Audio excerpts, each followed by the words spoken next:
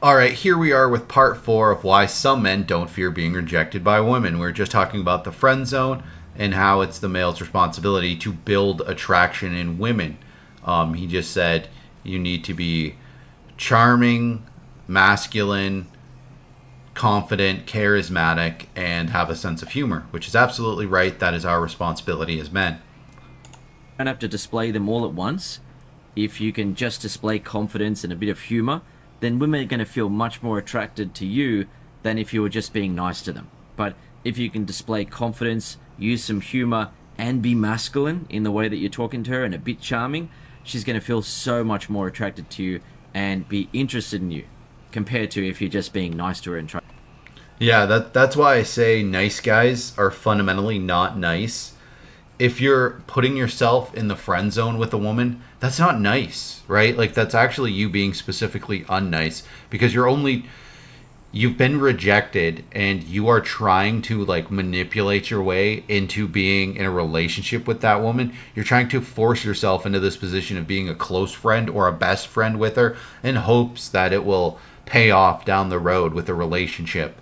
And that's just not how it works. You shouldn't be doing that. You should be doing things that make you attractive to that woman.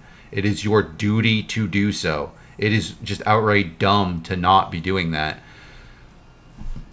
Try to get along with her. Now, the same thing applies with relationships where if a guy is getting rejected in his relationship in terms of his woman isn't showing him love and affection, she isn't really respecting him the way that he wants to be respected, and he keeps using the same approach that hasn't been working, then he's going to continue to get rejected and he's not going to then conquer that fear of rejection. He's just going to end up feeling angry and resentful towards her. But for example, if one of the reasons why she isn't respecting him or isn't showing him love and affection is that she is turned off by how sensitive he is and how easily she can walk all over him by just being in a mood, then he needs to change that.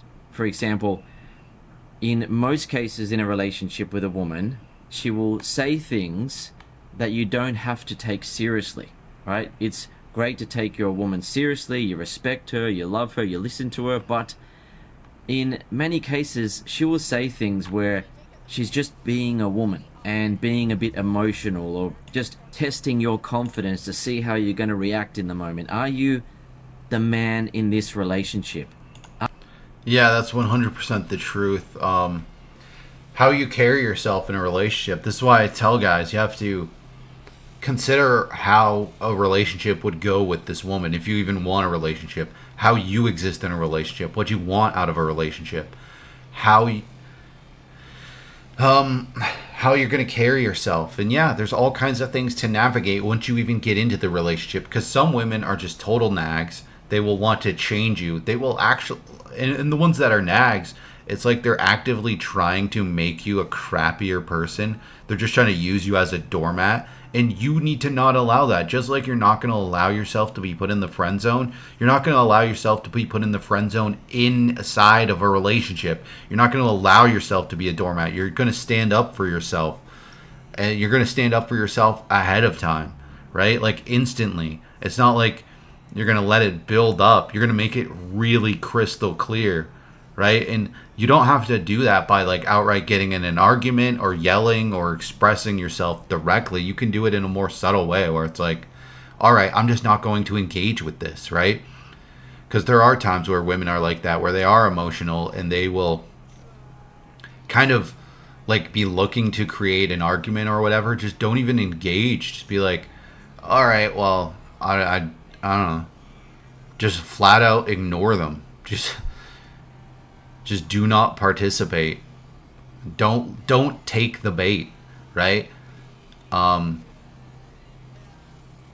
Now you're better off being like outright just standing up for yourself and being saying like, yeah, I don't agree with that and I'm not going to argue about it, but I don't agree with that. That's ridiculous. You're not going to be able to escape it, right? Like if a woman wants to get in an argument with you, she's going to. She's going to find something to.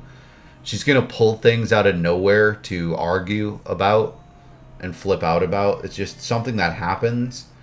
Um, But on more of a like broader context, you need to consider what the woman's trying to do in the relationship, how she's trying to change you, if that change is positive or negative, and if you're going to allow it or not. Don't allow women to turn you into this like this unconfident, friendless person with no charisma, this beaten doormat of a person, because that's what happens to a lot of men is they become that. They just accept it, right? And you don't have to. um yeah, stand up for yourself. And you need to be considering these things before you even ask a woman out, right? Like on a first date, you need to be thinking, all right, what type of woman is this? What is she looking for? What would it be like to be dating her? Are there red flags, right? And what are you willing to put up with? Where's your line? You also need to be willing to walk away from a relationship at any point, right? Are you the one who is able to maintain control of your emotions and not get all emotional and break down and get angry and lose control, right? Are you able to maintain control? And a lot of women, right, they'll say these things like, oh, men need to talk more about their emotions. But then sometimes even those same women will outright say, yeah, the guy started talking about his emotions. He started being sensitive. I saw him cry. And instantly, I was never attracted to him again, right? Like, you want to be a guy who's stable, in control of your emotions. You need to be that. You absolutely need to be that. In like not just in terms of like how you present yourself to the person you're in a relationship with, but also just it just helps you in general in life. Like you genuinely need to be that. These like these what do they call them, like soft boys, or like these like emo guys who are like, oh, my feelings, oh, I'm so depressed. No, like nothing is gonna turn women off more than that. Even if they're into it in the short term, long term, they are going to realize like this guy is absolutely pathetic. So yeah, don't be that way. Of your emotions, because you're the masculine one. As a man, it's important to understand that you are different to a woman. A woman goes through a menstrual cycle every month that literally has a direct effect on how she feels, right? She will have increased anxiety and mood swings at a certain time of the month. Whereas a man has a consistent level of hormones throughout the month. He's not moody and emotional like a woman. That doesn't mean a man should put up with a woman disrespecting him. Instead, you have to be able to approach the relationship in a way that causes your woman to take accountability for her behavior, where she feels motivated to respect you and she respects you. She shows you the respect that you deserve. You need to be like the way you do this is you be incredibly dismissive, and you just keep being yourself, right? Like you keep being your charismatic, confident, funny self, right? And that will change a woman's mood. Like I've dated women, and yeah, they're super moody all of a sudden, and it's just something you got to deal with. But the way you deal with it is very important. The way you should be dealing with it is being incredibly dismissive, right? Like she's pissed off, and she's bringing that energy. She's directing that energy right towards you.